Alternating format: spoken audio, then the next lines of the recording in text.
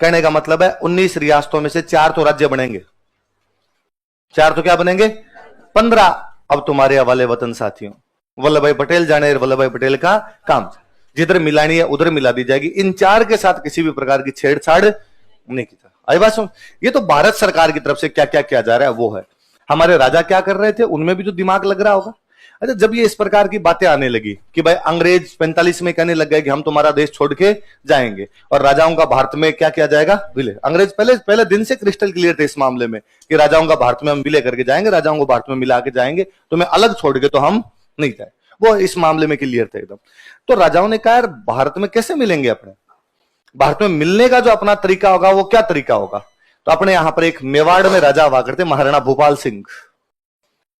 कौन थे, महाराणा भूपाल सिंह। कहां के राजा, मेवाड़ के महाराणा भूपाल सिंह जी। और भूपाल सिंह जी ने मध्य प्रदेश को तब बोला करते थे मध्य भारत, या आप ये कह दो कि मध्य प्रदेश का जो इलाका अपना टच होता है मालवा, मध्य प्रदेश का वो इलाका जो अपने टच होता है क्या, कौन सा है, मालवा। अपना राजस्थान को तब अपने मान लो कह दो राजपूताना। और गुजरात का जो भाग अपने टच होता है इसको बोलते हैं सौराष्ट्र। क्या बोलते हैं भाई, राजस्थान जैसी तो कोई चीज ही नहीं थी। मध्य प्रदेश वाला क्या था, मालवा। अपने वाले मोटे मोटे भूभाग को क्या बोला करते थे, राजपूताना। और गुजरात का जो भाग अपने टच होता है इसको क्या बोलते हैं। इनमें लगभग रियासतें राजपूत रियासतें थी, लगभग आपस के अंदर संबंधी थे, आपस में रिश्तेदारियां हुआ करती थी, एक दूसरे से मिलजुल के रहे थे, कई पीढ़ियों से लड़ाइयां भी हुई, लेकिन फिर भी एक दूसरे के रिश्तेदार टाइप के लोग थे सारे के सारे। मेवाड़ महाराणा भूपाल सिंह जी ने इनके 2 सम्मेलन बुलाए उदयपुर में। कहां पर बुलाए, एक 46 में और एक 47 में। ये सुखबुगाहट चल रही है, 45 के बाद सुखबुगाहट शुरू हो गई कि अंग्रेज जाएंगे और राजाओं को भारत में मिला के जाएंगे। तो राजाओं ने बैठ के मीटिंग की कि अपने को भारत में मिलना कैसे है। अच्छा, बातें थी कि वे रियासतें जिनकी जनसंख्या 10 लाख से अधिक और इनकम 1 करोड़ से अधिक हो, उनको तो ये क्या करेंगे, राज्य बनाने की अनुमति देंगे, बाकी को तो राज्य बनाने की अनुमति भी नहीं देंगे। मेवाड़ का राजा वैसे भी सर्वमान्य राजा हुआ करता था। राजस्थान के सारे राजा मेवाड़ के राजा को बहुत इज्जत की दृष्टि से देखते थे। भाई सांगा, प्रताप, कुंभा उनकी रियासत थी, तो मेवाड़ अपने आप में थोड़ा रेस्पेक्टेड था, बहुत ज्यादा ही। तो मेवाड़ महाराणा ने मीटिंग बुलाई और मीटिंग बुला के कहा कि यार ये खबरें आ रही है कि अपने को भारत में तो मिलाएंगे। हाँ, तो एक तो देखो सबको अलग अलग मिलाए कि कोटा को अलग मिलाया, बूंदी को अलग मिलाया, कुछ और को जैसलमेर को अलग मिलाया, जोधपुर को अलग मिलाया, बीकानेर को अलग मिलाया। तब तो भारत सरकार दादागिरी दिखाएगी, एक एक आदमी से अलग अलग जाके बात करेगी। एक काम करते हैं, अपने सारे मिलके अपने यूनियन बना लेते हैं। राजा सारे मिलके यूनियन, सब इतने राजा मिलके यूनियन बना लेते हैं। यूनियन का नाम भी अपने जो राजस्थान यूनियन ही रखते हैं। क्या रखते हैं, एक राजस्थान, पहले से अपना एक राज्य बना लेते हैं, राजस्थान यूनियन पहले से एक बना लेते हैं अपने। और फिर कहेंगे पूरी राजस्थान यूनियन को भारत में मिलाओ। मिलना तो है भारत में, लेकिन पूरी एक तो अलग अलग मिले, एक अपने सारे मिले। इससे क्या होगा, इतना बड़ा संगठन जब भारत में जाएगा ना, तो फिर भारत सरकार से अपने बार्गेनिंग करेंगे, अपने कहेंगे भारत सरकार को ये दो, ये दो, ये दो, ये दो। तो उन्होंने कहा थू क्या प्लान लाए हो आप, शानदार, कैसे आपके दिमाग में इतने आइडियाज कैसे आते हैं, क्या खाते हैं आप ऐसा। भोपाल से दिन अरे इंटेलिजेंट हूं मैं तो, यूं बचपन से। अच्छा सर, पर सर प्लीज प्लीज बोले, एक डाउट था, थोड़ा सा पूछ लूं मैं आपसे कि हाँ, ये जो राजस्थान यूनियन बनेगी, इसमें कोई हेड तो बनेगा, हेड ऑफ द स्टेट तो होगा, एक राज्य होगा तो इस यूनियन का कोई एक हेड होगा। भोपाल सिंह जी का बाकायदा इसका हेड होगा। तो सर वो हेड कौन होगा, भोपाल सिंह जी का। इतने बड़े हो गए यार तुम, मैं उदयपुर में बिठा के तुमको टुकड़े खिला रहा हूं, मैं मीटिंग कर रहा हूं, तो हेड मैं बनूंगा इसका। राष्ट्रपति, राज्यपाल, प्रधानमंत्री, मुख्यमंत्री जो कुछ होगा मैं हूंगा। इस बात पे जोधपुर वाले ने, जयपुर वाले ने वीटो कर गए और इन्होंने कहा कि नहीं सर, हम भी फेयर एंड हैंडसम ही लगाते हैं, मर्दों वाली क्रीम सबके घर पे पड़ी है सर, हमें भी हेड ऑफ द स्टेट बनना आता है, इसलिए राजस्थान यूनियन बन नहीं पाई। ये सवाल है कि कौन से एक राजा ने राजस्थान यूनियन बनाने का प्रयास किया था, तो किसने किया था, कहां की रियासतों को मिलाकर। मालवा बोले तो मध्य प्रदेश, राजपूताना बोले तो अपना राजस्थान, सौराष्ट्र बोले तो गुजरात। टच करता है, इधर से लेके इधर पूरी पट्टी आ जाएगी और इस पूरी पट्टी का अपने अलग देश बना लेते हैं। देश कौन सा हो जाएगा, राजस्थान यूनियन, फिर पूरे देश को भारत में मिला लेंगे। भाई सीधी सी बात है।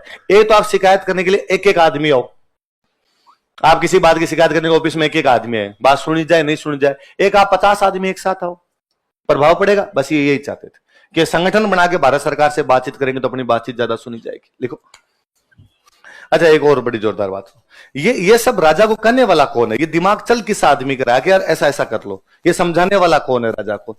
जो समझाने वाला आदमी है उस आदमी का नाम आप जानते हो, भारत के बहुत बड़े संविधान वेता हुए थे, के एम मुंशी। कौन थे? नाम सुना कभी? संविधान सभा के बहुत इंटेलिजेंट सदस्यों में से एक सदस्य थे, उनका नाम क्या था? के एम मुंशी। पूरा नाम है कन्हैयालाल माणिक्यलाल मुंशी। क्या नाम पूरा? क्या नाम पूरा बोलो देखिए, या उनको आप शॉर्ट फॉर्म में क्या बोलते हो? के एम। अच्छा और सुनो, जब प्रजामंडल आंदोलन चल रहे थे ना अपने, तो प्रजामंडलों की मुख्य मांग क्या थी? उत्तरदायी शासन की स्थापना। उत्तरदायी शासन कैसा होता है? इसमें राजा के पास पावर नहीं होती, पावर किसके पास में होती है? जनता। और राजा के पास पावर नहीं रहेगी, जनता के पास पावर कैसे जाएगी? तो चुनाव करवाओ, और चुनाव करवा के जनता के अंदर से सदस्य आएंगे, उनमें से मंत्री बनेंगे, उनमें से प्रधानमंत्री बनेगा, तभी पावर आएगी। अच्छा, चुनाव करवाने की कोई ना कोई प्रोसेस तो होनी चाहिए। अब तक चुनाव हुए नहीं थे, तो प्रोसेस कैसी होगी? इसका मतलब संविधान बनाओ। क्या बनाओ? तो अपने रियासतों में आजादी से पहले संविधान बनने लग गए थे। भाई अब तक तो सीधा था, मेरा वचन ये मेरा शासन, भाई राजा ने जो कह दिया वो फाइनल है। लेकिन अब जनता की डिमांड थी, नहीं साहब ये नहीं होना चाहिए, एक कोई कानून तो होने चाहिए ना, ताकि पता रहे भाई इसके अनुसार देश का शासन चल रहा है। मेवाड़ एक देश है, उसके शासन कैसे चल रहा है, इसके लिए क्या होना चाहिए? संविधान। तो मेवाड़ का संविधान बनाने के लिए जिस आदमी को बुलाया गया था, उस आदमी का नाम क्या था? तो मेवाड़ के महाराणा के संवैधानिक सलाहकार, उनके कॉन्स्टिट्यूशनल एडवाइजर जो थे, वो कौन थे? और मुंशी जी ने संविधान तो बनाया ही, साथ में ये एडवाइस जोड़ दी कि आप राजस्थान यूनियन बना लो। क्या बना लो? तो कोई पूछे कि मेवाड़ महाराणा के संवैधानिक सलाहकार कौन थे, तो कौन थे? याद रहेगी बात, देखो सलाहकार कौन थे? लो एक और अच्छी बात बताता हूं, लिखना मत, इधर ध्यान देना। एक महान साहित्यकार हुए अपने भारत के प्रेमचंद जी, एक मैगजीन निकाला करते थे, हंस। कौन से मैगजीन निकालते? हंस। हंस नाम की एक मैगजीन निकालते प्रेमचंद जी। पर जब हंस को शुरुआत में निकाला गया तो दो लोगों ने मिलकर निकाला, दो संपादक थे। संपादक समझते हो? एडिटर। एडिटर जो होंगे, भाई कविता कहानियां तो भेज दी, अब कौन सी को छापनी है, कौन सी को नहीं छापनी, कैसे छापनी कैसे नहीं छापनी, कोई तो तय करेगा, एडिटिंग करेगा कोई ना कोई। तो दो एडिटर थे। एक एडिटर थे, उनका नाम तो है कन्हैयालाल माणिक्यलाल मुंशी। क्या नाम है? कन्हैयालाल माणिक्यलाल मुंशी। और जो सेकंड एडिटर थे, उनका नाम था प्रेमचंद। क्या नाम था? दो एडिटर हुए। कौन कौन एडिटर है बताओ देखिए? कन्हैयालाल, प्रेमचंद। पर ये नाम लंबा हो रहा था। जब संपादक ऊपर जब लिखा, मैगजीन लिखी और मैगजीन के ऊपर लिखा संपादक द्वय। संपादक द्वय मतलब दो संपादक, है ना? कौन कौन एडिटर? दो एडिटर। कौन कौन? तो यार कहा ये तो लंबा हो गया, कन्हैयालाल माणिक्यलाल मुंशी, तो एक ही नाम आ रहा है, शॉर्ट करो। तो कहा ऐसे लिख दो, कन्हैयालाल माणिक्यलाल मुंशी का तो खाली क्या लिख दो? मुंशी, और कॉमा आगे लिख दो। कई सालों बाद हमने कॉमा हटा दिया। मुंशी प्रेमचंद के नाम में मुंशी कन्हैयालाल माणिक्यलाल का है।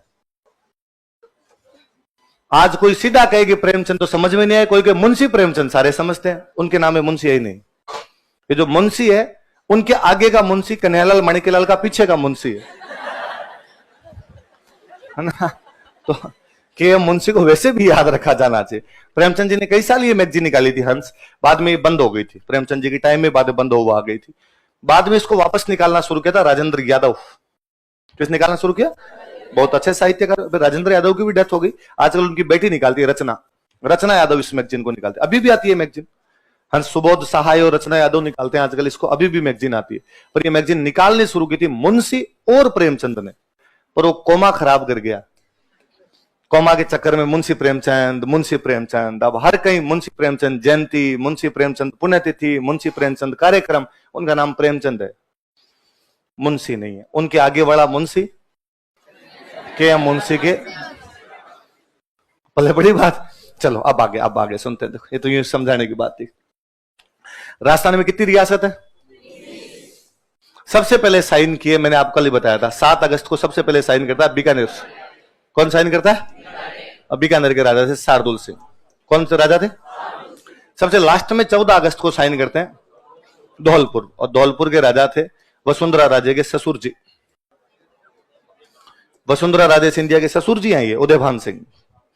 उदयभान सिंह जी ने सबसे लास्ट में साइन किए थे, बीकानेर वाले शार्दुल सिंह ने सबसे पहले। मैं रीजन भी बताता हूं, देखो शार्दुल सिंह वाले साइन के। बीकानेर के अंदर एक नहर आया करती थी, गंग नहर। कौन सी नहर थी? गंग नहर निकल के आती है पंजाब में एक जगह से, फिरोजपुर। कहां से निकल के आती है? फिरोजपुर से निकल के आती। गंगा सिंह लेके आए थे, शार्दुल सिंह के पिता थे। 1927 में गंग नहर लेके अंग्रेजों से समझौता करके, क्योंकि पंजाब किसके पास था? अंग्रेजों के। इसलिए पानी कहां से लेना? पंजाब से। तो समझौता भी किससे करेंगे? अंग्रेजों से। तो अंग्रेजों से समझौता किया कि पंजाब का पानी हमें दे दो, हम नहर बना लेंगे, आप पानी दे दो। अंग्रेजों ने, गंगा सिंह के दोस्त थे अंग्रेज, अंग्रेजों ने गंगा सिंह की बात मानी, उनको नहर का पानी दे दिया और बीकानेर के अंदर पानी आ गया। गंग नहर आ गई, राजस्थान की पहली नहर है वो। कहां से आती है? पंजाब में, फिरोजपुर। अब जब कहा कि भारत पाकिस्तान का विभाजन होगा तो आधा पंजाब जाएगा पाकिस्तान के पास और आधा पंजाब आएगा अपने पास, और आधा नहीं, 3/4 जाएगा पाकिस्तान के पास और 1/4 आएगा अपने पास। तो फिरोजपुर पाकिस्तान में जा रहा था। फिरोजपुर किधर जा रहा था? अब यदि फिरोजपुर पाकिस्तान में जाता है तो पाकिस्तान कभी भी गंग नहर का पानी रोक सकता है। बीकानेर पे प्रेशर बनाने का सीधा सा तरीका है कि वो कह दे कि भाई फिरोजपुर का पानी रोको, तो बीकानेर में, गंग नहर में पानी जाएगा नहीं, बीकानेर भूखा मर जाएगा। बीकानेर का राजा कौन है? बीकानेर का, भारत का गवर्नर जनरल है माउंटबेटन। कौन है? मैं आपको एक दिन बता रहा था कि माउंटबेटन ने जापान से सरेंडर करवाए थे बर्मा में। 15 अगस्त 1945 को जापान से सरेंडर माउंटबेटन करवाता है। कहां पर? बर्मा। बर्मा में सेकंड वर्ल्ड वॉर चल रहा हो, सेकंड वर्ल्ड वॉर में अंग्रेजों का जो जनरल है वो कौन है? माउंटबेटन। बर्मा में बीकानेर की तरफ से गंगा सिंह जी लड़के आए थे। सेकंड वर्ल्ड वॉर में बीकानेर की सेना गई थी, उसमें गंगा सिंह जी लड़के थे। इसलिए गंगा सिंह और माउंटबेटन बहुत अच्छे दोस्त थे। गंगा सिंह मर गए तो उनका बेटा राजा बना हुआ, राजा कौन है? शार्दुल। इसलिए शार्दुल सिंह ने जाके माउंटबेटन कहा कि अंकल मरा देंगे, यदि फिरोजपुर पाकिस्तान के अंदर चला गया तो पाकिस्तान कभी भी हमारा पानी रोक देगा, तो ये लफड़ा होगा इधर। तो माउंटबेटन ने कहा कि तुम चिंता ही मत करो, मैं फिरोजपुर वाला इलाका पाकिस्तान में नहीं जाने दूंगा, फिरोजपुर वाला जो पंजाब है ये भारत के अंदर आएगा। तो शार्दुल सिंह ने कहा तो हम भारत में साइन करने के लिए तैयार है। तो बीकानेर सबसे पहले साइन करने के लिए तैयार हो गया था, क्योंकि बीकानेर जानता था कि यदि फिरोजपुर उधर गया तो अपना पानी कभी भी बंद हो सकता है और पाकिस्तान पानी बंद करके किसी प्रकार का दबाव बनाएगा। इससे अच्छा है फिरोजपुर भारत के अंदर रहे, अपने किस में शामिल हो जाते हैं? भारत। तो सबसे पहले साइन तो किसने किए? उदयभान सिंह जी कई दिन जिन्ना के चक्कर में थे और जिन्ना ने उनको कहा कि तुम इधर आओ, मैं नेता बनाऊंगा तुमको इधर। तो उदयभान सिंह ने कई दिन तो चक्कर काटे इधर उधर। फाइनली बाद में समझ में आ गया कि धौलपुर बीचों बीच पड़ा है, राजस्थान के इधर पड़ा है, यूपी की साइड में पड़ा है। अब धौलपुर टप्पा खा के पाकिस्तान में कैसे जाए? भाई पाकिस्तान की बाउंड्री पर है, वो तो पाकिस्तान में जा सकता है, बाकी पाकिस्तान में कैसे जाएगा? तो देवान सिंह जी ने कहा तुम भी साइन करवाओ। तो 14 अगस्त को साइन कौन कर गए थे? भारत आजाद हुआ 15 अगस्त को, जो मैं कल आपको बात कर रहा था कि हमने साइन 15 अगस्त से पहले ही कर दिए। 15 अगस्त वाले दिन तो अपने सब जगह तिरंगा था यहां पे। तो लिखो, पल्ले पड़ रही है इन चीजें, कैसे कैसे क्या मिलाया गया, आया समझ में? आजादी से पहले ही हम सब भारत में मिल चुके थे। भारत आजाद 15 अगस्त को था, हम कब मिल गए थे? 14 अगस्त को। और एक शर्त के साथ मिले हुए हैं कि जिनकी जनसंख्या 10 लाख से अधिक और इनकम 1 करोड़ से अधिक है उनको तो राज्य बनाएंगे, बाकी सबका आपस में क्या किया जाएगा? मत। अच्छा, जब शामिल कर रहे थे तो वल्लभ भाई पटेल ने कहा जैसे तैसे करके कर लो, जो करना है करो, बाद में देखेंगे क्या करना है इनके साथ क्या नहीं करना है। अब शामिल तो कर दिए, अब इनके साथ क्या करना है क्या नहीं करना है टाइम ही नहीं मिल रहा, क्योंकि जैसे ही देश आजाद हुआ हाथों हाथ हो गए दंगे। जैसे घोषणा अभी भारत पाकिस्तान अलग बनेंगे, इसका मतलब बंगाल का और पंजाब का विभाजन होगा। किस किस का पार्टीशन किया जाएगा? बंगाल और पंजाब। बंगाल से बनेगा उधर वाला बांग्लादेश और पंजाब से इधर वाला पाकिस्तान, 2 पाकिस्तान बनेंगे, पश्चिमी पाकिस्तान और पूर्वी पाकिस्तान। अब ये पंगा, बंगाल वाले जो उधर के उस साइड के पाकिस्तान वाले हिंदू है वो तो इधर आएंगे, इधर के मुसलमान उधर जाएंगे, अपने साइड वाले पंजाब के मुसलमान उधर जाएंगे, उस साइड वाले हिंदू और सिख है वो इधर आएंगे। लोगों को लाना ले जाना, मार काट, दंगे, बलात्कार, इतना भयंकर भयंकर माइग्रेशन था, क्यों नाम ही नहीं लेना चाहिए। तो अब वल्लभ भाई पटेल को इनको लगे यार ये संभाले, किन राजाओं को संभाले। जैसे तैसे करके स्थितियां थोड़ी बहुत यूं माकूल की, क्या ठीक ठीक ठीक ठीक सा। अब इनका ध्यान गया राजाओं की तरफ कि यार अब इनका क्या करें। इनको कहा था कि 10 लाख से अधिक जनसंख्या और 1 करोड़ से अधिक इनकम वालों को तो अलग रखेंगे, अलग राज्य बना सकते हैं अपने, बाकी सबका तो मर्ज करना पड़ेगा। कहां से शुरू करें मर्ज, किसको किसमें मिलाएं? राजा भी तो एक दूसरे के नीचे आने के लिए तैयार नहीं होते थे कि इसके साथ मैं नहीं मिलूंगा, उसके साथ मैं नहीं मिलूंगा। अब इनको वापस कैसे राजी करें? और वल्लभ भाई पटेल ये सब सोच रहे थे। इतने में वल्लभ भाई पटेल को एक मौका मिला, बड़ा शानदार मौका मिला। 30 जनवरी 1948 को गांधी जी का मर्डर होता है, और जैसे गांधी जी का मर्डर हुआ नाथूराम गोडसे को पकड़ा, और नाथूराम गोडसे को जब पकड़ा तो उसके पास हथियार पकड़े, हथियारों पे लिखा था मेड इन अलवर। क्या लिखा हुआ था? तो भारत सरकार ने कहा यह रिश्ता क्या कहलाता है? अरे ये क्या है? तो अलवर के राजा को गिरफ्तार कर लिया। अलवर में राजा थे तेज सिंह। कौन थे? तेज सिंह को गिरफ्तार किया, गिरफ्तार करके दिल्ली में नजरबंद कर दिया। जब तक फाइनल वर्डिक्ट नहीं आ जाएगा तब तक तुम नजरबंद हो। इसका मतलब है कि अलवर में अब राजा की नहीं चलेगी, अलवर में जो भी डिसीजन होंगे भारत सरकार लेगी। अलवर में अब राजा की नहीं चले, अलवर में जो भी डिसीजन लेना हो कौन लेगी? और राजा ने कहा कि बड़ो रे, तुम्हारे जो करना वो करो, गिरफ्तार क्यों किया? हालांकि लास्ट में सुप्रीम कोर्ट का फैसला है कि इस आदमी को तो पता ही नहीं था, निर्दोष है, पर भारत सरकार के पास पावर आ गई अलवर की सारी की सारी। एक मौका और मिला, एक शिकायत थी भारत सरकार के पास। 14 अगस्त 1947 को अपनी सारी रियासतें भारत में शामिल, 15 अगस्त को आजादी का दिन, 15 अगस्त को आजादी के दिन तो पूरे भारत में तिरंगा फहराया जाए। भारत सरकार को शिकायत मिली कि भरतपुर में तिरंगा नहीं फहराया गया। कहां नहीं फहराया गया? शिकायत मिली साहब, भरतपुर के राजा ने मना किया कि भरतपुर के अंदर भारत का तिरंगा नहीं फहराया जाएगा, भरतपुर का झंडा फहराया जाएगा। दूसरी शिकायत यह मिली कि भरतपुर यूपी के नजदीक था, यूपी में हिंदू मुस्लिम दंगे थे, हिंदू भारी पड़ रहे थे मुसलमानों पे, इसलिए भरतपुर के अंदर भी राजा ने और हिंदुओं का पक्ष लिया मुसलमानों के खिलाफ। इसलिए वल्लभ भाई पटेल ने भरतपुर के राजा को बुलाया, बृजेंद्र सिंह। राजा कौन थे? बृजेंद्र सिंह जी राजा थे। बृजेंद्र सिंह जी को बुलाया और बृजेंद्र सिंह जी बुलाकर, बृजेंद्र सिंह जी आपके खिलाफ 2 शिकायत है। एक शिकायत यह है कि आपने 15 अगस्त के दिन भारत का झंडा फहराने नहीं दिया। दूसरी शिकायत यह कि जब दंगे हुए आजादी से बाद और आजादी से पहले वाले जो दंगे हैं, इसके अंदर आपने हिंदुओं का पक्ष लिया और मुसलमानों के खिलाफ काम किया। बृजेंद्र सिंह जी ने सीधा सीधा पूछा कि भाई शिकायत तो कोई कर सकता है किसी के आगे, प्रूफ है कोई? तो वल्लभ भाई पटेल ने कहा प्रूफ तो नहीं है हमारे पास में, लेकिन शिकायत तो। उनका यार शिकायत का क्या है, तो मैं आपके खिलाफ कोई शिकायत कर दूं, मैं कर दूं कि साहब आपने भी हिंदुओं का पक्ष लिया, मुसलमानों का साथ नहीं दिया, इसमें क्या है? पर वह इनके बीच में थोड़ी तनातनी सी हुई। भारत सरकार कहेगी नहीं आपने किया, हमारे पास पूरी शिकायत है आपकी। भरतपुर राजा साहब कहेगी नहीं ऐसा किया। फाइनली भरतपुर राजा को गुस्सा है, उसने कहा पकड़ो रे तुम जानो तुम्हारा काम जाने, वैसे हमने विलय तो कर ही दिया, तुम संभाल लो, तुम तो पक्ष ले लोगे, तुम तो बचा लोगे सबको जिसको बचाना है, तुम रखो तुम्हारा काम जाने, फेरा लो झंडे जहां जहां फेराने। तो भरतपुर राजा अपना कंट्रोल खुद ही किसको दे के आगे? भारत सरकार को। अब भारत सरकार के पास 2 कंट्रोल है, अलवर का और भरतपुर। यहां किसी से पूछने की आवश्यकता 2 तो उनके पास में आ गए। जैसे उनके पास 2 आए, इस 2 रियासतें आ गई, दोनों जुड़ी हुई, और मतलब संयोग कैसे काम करते हैं। 2 रियासतों की शिकायतें हैं, एक को महात्मा गांधी की हत्या वाली शिकायत है, एक की शिकायत है कि ये दंगों के अंदर हिंदुओं का साथ दे रहे हैं, झंडा फहराने नहीं दे रहे, और दोनों जुड़वा हो रहे। तो इनको तो किसी में मिलाया जा सकता है, यहां तो कोई रोक टोक करने वाला भी नहीं है। अब इन 2 के पास 2 छोटी छोटी और पड़ी थी, धौलपुर करौली। कौन सी पड़ी थी? धौलपुर के राजा कौन है? उदयभान सिंह। उदयभान सिंह जी से बातचीत की और उदयभान सिंह जी को कहा कि उदयभान सिंह जी, हम इन 2 रियासतों को लेकर एक राज्य बना रहे हैं। क्या बना रहे हैं? और आप भी इसमें शामिल हो जाओ। उदयभान सिंह ने कहा क्यों जाऊं शामिल, इनके साथ नहीं होऊंगा मैं तो शामिल, क्या फायदा मेरे को? तो वल्लभ भाई पटेल ने कहा इधर आओ, फायदा बताते। अभी आप कहां के राजा हो? का मत धौलपुर का। धौलपुर कितना सा है? का इतना सा। अब आप सोचो, धौलपुर में मिल जाएगा अलवर, अलवर में मिल जाएगा भरतपुर, साथ में मिल जाएगी करौली, फिर ये बन जाएगा इतना बड़ा। इस पूरे के राजा श्योर कहां? पक्का पक्का मिलाओ, इधर मिलाओ। तो धौलपुर वाले उदयभान सिंह जी को लॉलीपॉप दिया गया, आपको क्या बनाया जाए? तो भारत सरकार बड़ी चालू पड़ी थी इन मामलों के अंदर, इन सबको राज्य किया। अब राजा थे करौली के, करौली के राजा थे गणेश पाल। कौन थे राजा? राजा गणेश पाल जी को कहा कि गणेश पाल जी, वैसे करौली छोटा सा ही है, पर फिर भी ये जो राज्य बनेगा इसके सचिन पायलट आप। राजा अपने यहां बोलते, राज्यपाल नहीं बनाते, अपने यहां बोलते राज प्रमुख। क्या बोलते? तो उदयभान सिंह जी कहा कि आप तो इस पूरे राज्य के क्या बनोगे? राज प्रमुख। इनको कह दिया आप बनोगे डिप्टी उपराज प्रमुख। क्या बनोगे? 2 तो आ गई। अलवर भरतपुर को तो कुछ देना ही नहीं है, वो राजा तो आपके पास बैठे ही हैं, उन राजाओं के खिलाफ तो आपके पास शिकायतें हैं, लेकिन फिर भी इन्होंने कहा भाई जनता को तो राजी रखो। तो अलवर कहा कि ये जो राज्य बनेगा इसकी राजधानी होगी अलवर। ये जो भी हम राज्य बढ़ाएंगे इसकी राजधानी कौन सी होगी? अलवर। का जो राज्य बनेगा इसका उद्घाटन करेंगे भरतपुर। सबको लॉलीपॉप है, उद्घाटन कहां करेंगे? एक नया राज्य बनाएंगे, उसका फीता कहां काट के जाएंगे? भरतपुर। कब काट के जाओगे? 18 मार्च। कब काट के जाएंगे? का कौन फीता काट के जाएगा? यार चिंता मत करो, मंत्री जी आएंगे फीता काटने।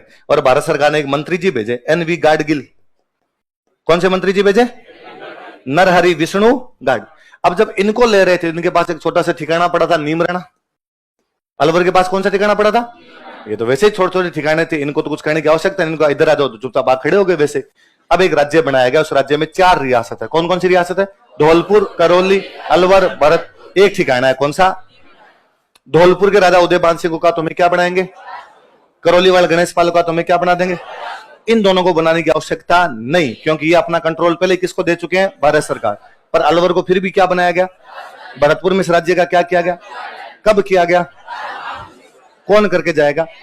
एनवी गाडगिल भारत सरकार में मिनिस्टर थे। ऊर्जा मंत्री मतलब एनर्जी मिनिस्ट्री इन्हीं के पास में थी, लेबर मिनिस्ट्री इन्हीं के पास में थी, माइनिंग मिनिस्ट्री इन्हीं के पास में थी, बड़े मंत्री थे। तो इनको कहा आप एक फीता काट के आओ। अब बात है ये जो राज्य बनेगा इसका नाम क्या रखे? के एम मुंशी संविधान सभा के सदस्य थे। के एम मुंशी बहुत इंटेलिजेंट, बहुत ज्यादा इंटेलिजेंट आदमी थे के एम मुंशी। तो के एम आप देख लो यार, एक साहित्य की मैगजीन निकालते हैं, प्रेमचंद के साथ मिलके लिटरेचर की मैगजीन निकालते हैं, इंटेलिजेंट बंदा तो भाई। तो मुंशी जी को पूछा गया कि मुंशी जी एक राज्य बना है, इसका नाम क्या रखें? तो मुंशी जी ने कहा यार इसकी राजधानी है अलवर, और महाभारत वाले काल में अलवर का जो नाम था वो था मत्स्य जनपद। क्या नाम था? तो इसका नाम मत्स्य जनपद रख दो। तो किसी ने कहा पर साहब इसमें खाली अलवर थोड़ी है, इसमें तो हम जोड़ रहे हैं, इसमें तो करौली भी जोड़ रहे हैं, भरतपुर भी जोड़ रहे हैं और धौलपुर भी जोड़ रहे हैं। जोड़ने को बोलते हैं संघ। जोड़ने को क्या बोलते हैं? इसलिए इसका नाम क्या रखा जाए? मत्स्य संघ। क्या नाम रखा जाए? तो ये जो पहला राज्य बनाया गया, फर्स्ट फेज के अंदर जो राज्य बना उसका नाम क्या रखा गया? मत्स्य संघ। क्या नाम रखा गया? मत्स्य यूनियन। क्या नाम रखा गया? एक यूनियन बनाएगी। इस यूनियन में कौन कौन से राज्य आएंगे? धौलपुर, करौली, अलवर, भरतपुर। एक ठिकाना आएगा धौलपुर के उदयभान सिंह जी, करौली के गणेश पाल जी, अलवर को भरतपुर में कब करेंगे? कौन करके जाएगा? आप ऐसे उतार लोगे, अलग अलग लाइनें लिखो, दो दो नाव पूतो पढ़ो फटाफट। उतार ली सर? आगे लिखूं? अच्छा, राजाओं के अंदर से तो किसी को बनाते हैं राज प्रमुख, उपराज प्रमुख, है ना भाई? दो दो चीज बनाएगी, राजाओं के पास भी कुछ चीजें होनी चाहिए और जनता के पास में भी होनी चाहिए। जैसे अब दो होते हैं, एक होता है राज्यपाल, एक होता है मुख्यमंत्री। तो राज्यपाल को तो उस टाइम बोला करते थे राज प्रमुख, और जो मुख्यमंत्री होता है इसको उस टाइम अपने बोलते हैं प्रधानमंत्री। क्या बोला करते हैं? तो अब का ये जो राज्य बनाया मत्स्य संघ, एक जो मत्स्य यूनियन हमने एक राज्य बनाया राजस्थान में पहला तोड़ के, इसका प्रधानमंत्री किसको बनाया जाए? तो इसका प्रधानमंत्री बनाया गया अलवर के एक नेता थे शोभाराम कुमावत। क्या नाम था? लिखो, प्रधानमंत्री शोभाराम कुमावत, पीएम। अब जब शोभाराम कुमावत को प्रधानमंत्री बनाया तो एक बंदे ने कहा कि यार भारत के प्रधानमंत्री बने नेहरू जी, राजस्थान का नेहरू मैं, तो इधर प्रधानमंत्री मैं, जुगल किशोर चतुर्वेदी। उन्होंने कहा देखो ऐसे नहीं करते, प्रधानमंत्री तो अब शोभाराम जी बन गए, आप सचिन पायलट ही बनोगे। लिखो उप प्रधानमंत्री जुगल किशोर चतुर्वेदी। अब वापस सुनो मेरी बात। राजस्थान में टोटल रियासत कितनी? 19। कितनी है? 4 बड़े मगरमच्छ है जिनको आप किधर भी नहीं मिला सकते। मेवाड़, जयपुर, जोधपुर, 4 तो हो गए। 4 को मिला लिया, कितने हो गए? 8। पीछे कितने बचे? कितने बच गई? 11। 2 के साथ लोचा और गंभीर है। एक रियासत है सिरोही। कौन सी है? अच्छा, रियासतों को मिलाने वाला आदमी कौन है? कौन ये तय कर रहा है कौन किधर मिलेगा कौन किधर नहीं मिलेगा? वल्लभ भाई पटेल। वल्लभ भाई पटेल कहां के थे? गुजरात। कहां के थे? तब गुजरात स्टेट नहीं हुआ करता, तब गुजरात और महाराष्ट्र दोनों को मिला के स्टेट था बॉम्बे। कौन सा स्टेट था? गुजरातियों में क्षेत्रवाद कूट कूट के भरा है, भयंकर भरा हुआ है। वो मोदी जी अमित शाह में देखो भले ही, वो भले वल्लभ भाई पटेल में देखो। इसलिए वल्लभ भाई पटेल हर संभव आधार पर यह चाहते थे कि सिरोही बॉम्बे में मिल जाए। सिरोही कहां मिल जाए? बॉम्बे मतलब गुजरात। बॉम्बे का मतलब ही गुजरात महाराष्ट्र था, इसलिए सिरोही किधर मिल जाए? गुजरात। अच्छा, क्या फायदा है सिरोही को गुजरात में मिलाने का? 2 फायदे हैं, आबू और देलवाड़ा। क्या फायदे हैं? आबू हिल स्टेशन है, देलवाड़ा में जैन मंदिर है। जिधर आबू देलवाड़ा जाएंगे उधर टूरिस्ट आएंगे, जिधर टूरिस्ट जाएंगे उधर पैसा आएगा। गुजराती पैसे को दांत से पकड़ते हैं, दांत से। तो वल्लभ भाई पटेल सर्वे सर्वा, वो जैसे चाहे वैसे हो। जठराणु जी कवा बट उदयपुर, उनकी चले उस समय। और उन्होंने कहा कि सिरोही तो बॉम्बे में मिलेगी। सिरोही इधर मिलेगी तो सिरोही का तो लोचा ही खत्म। सिरोही को तो आप राजस्थान में मिला ही नहीं सकते। एक और कम होगी, पीछे कितनी बच गई? 10। एक रियासत आपकी जैसलमेर। कौन सी है? उसकी लोकेशन बड़ी खराब। उसकी लोकेशन ये कहती है कि यहां है आपका बीकानेर, यहां है आपका जैसलमेर, इधर पड़ता आपका जोधपुर, यहां है पाकिस्तान। ये अलग राज्य बनेगा, इसको छेड़ नहीं सकते बीकानेर को। ये अलग राज्य बनेगा, जोधपुर को आप छेड़ नहीं सकते। अब इसको मिलाओ किसमें? उधर पाकिस्तान है। अब आसपास में कोई रियासत, अलवर भरतपुर क्यों मिल गए? क्योंकि सब पास पास में। अब अचानक एक साइड के अंदर पड़ी है, किधर मिलाओगे उसको? लोगे किधर आप? तो अब इनका क्या किया जाए? तब जैसलमेर वाले राजा को लगता है कि नहीं यार, राज क्या चीज है, कि उसने कहा कि नहीं, छोड़ के नहीं जाऊंगा, मरेंगे तो सारे साथ में मरमुरा जाएंगे। इसलिए जैसलमेर का तय हो गया कि जैसलमेर किधर मिलेगा। टोटल रियासतें कितनी? 4 को तो आप मिला ही नहीं सकते, 4 मिल गई। सिरोही किधर मिलानी है? गुजरात। जैसलमेर किधर मिलाना है? जोधपुर। पीछे बचेगी 9। कितने बचेगी? दूसरे चरण में सारी एक साथ इकट्ठी कर दी। दूसरा चरण राजस्थान संघ ही था। क्या नाम था? राजस्थान एकीकरण 2 ही चरणों में हो गया था। बाकी तो केवल उतार चढ़ाव, जोड़ घटाव, इसके अलावा कुछ नहीं। कल कर देंगे अपने।